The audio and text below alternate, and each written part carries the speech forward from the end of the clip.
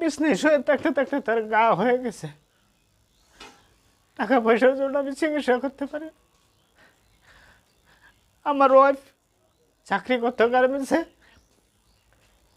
তখন বাচ্চা মার জন্য কান্নাকাটি করে, মেডিকেলে যাইতে, মেডিকেলে নিয়ে গেছি, তারপর ওর চাকরিটা চলে গেছে। এখন আমার ঘরে খাবার নাই, আমি চিকিৎসা চালাম না, ঘরের খাবার জোগাড় করা, আমি বাবা হয়ে আমি আর সহ্য করতে পারতেছি না।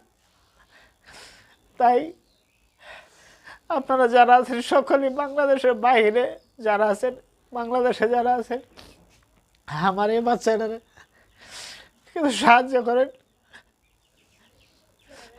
আচ্ছা, দেশে ও দেশের বাইরে যারা আছেন তাদের উদ্দেশ্যে আপনি আপনার